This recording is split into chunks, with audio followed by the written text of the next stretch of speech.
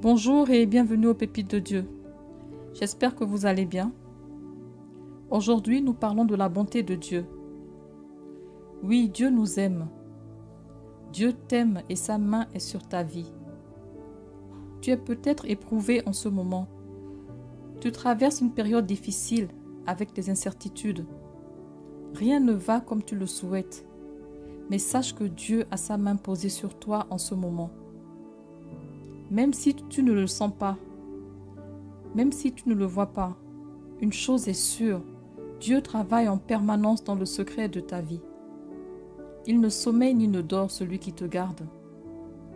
Même si tu penses qu'il est silencieux face à la situation que tu traverses, tu penses qu'il ne répond pas à tes cris, à tes prières, sache qu'il est en train de travailler dans ce silence. Il est en train de te préparer à quelque chose de grand. Il est en train de mener des combats. Il déblaye le chemin pour te permettre d'avancer plus aisément vers ta destinée. Alors évite les plaintes et les lamentations. Fais attention à ton comportement, à tes pensées, à ton cœur, car Dieu est en train de te changer, de te modeler, de te préparer à recevoir ce qu'il a prévu pour toi. Sois attentif. Il veut peut-être te sortir de la peur, du doute, de la colère, de ton manque de foi ou autre. Alors reste dans sa présence et dispose ton cœur. Fortifie-toi, n'abandonne pas et demeure dans la foi.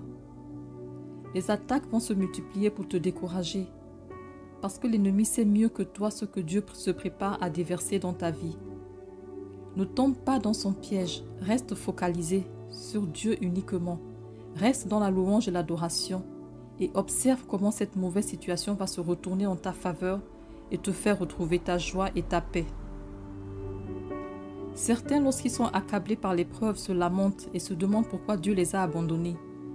Mais ils ne se posent pas la question de savoir comment Dieu peut les abandonner, alors que c'est ce même Dieu qui les a réveillés ce matin encore. C'est ce même Dieu qui leur a donné le souffle de vie et qui leur permet de respirer pendant qu'ils sont en train de se plaindre. Lorsque Joseph, par exemple, était dans ses déboires avec ses frères, et après que ceux-ci l'aient vendu comme esclave, Dieu avait la main sur lui. C'est la raison pour laquelle Joseph n'a pas été acheté par n'importe qui, mais par l'officier de Pharaon. Et c'est cette mauvaise situation qui s'est soldée par son élévation dans la société et dans sa famille. Dieu avait tout planifié pour Joseph. Il l'a positionné au bon endroit dans son malheur. Avant que tu ne sois né, Dieu savait déjà ce que tu allais traverser dans ta vie. Ce qu'il allait permettre dans ta vie pour te fortifier spirituellement, il le savait déjà. Sa faveur est avec toi. Quel que soit ce que tu vis en ce moment, aie conscience qu'il a sa main sur toi. Il connaît cette situation mieux que toi. Il sait ce qu'il a prévu pour toi. Il te dit que ses plans pour toi sont des plans de paix et de joie. Il t'a choisi pour une mission bien précise. Alors confie-toi en lui, ne te plains pas.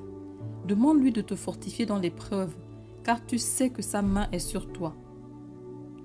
Tu ne le réalises peut-être pas, mais il a mis en toi toutes les capacités pour surmonter cette épreuve. Et il le dit dans sa parole. Tu vas non seulement surmonter cette épreuve, mais tu vas en sortir grandi. Alors fortifie-toi.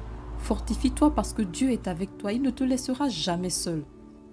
Aussi vrai que tu es son enfant, né de nouveau, lavé par le sang de Jésus-Christ, et qu'il est en toi par son esprit, sois certain qu'il est en train de travailler dans le secret de ta vie en ce moment.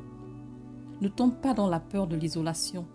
Parfois, Dieu permet que tu t'isoles pour mieux t'orienter, pour mieux te guider vers ses plans.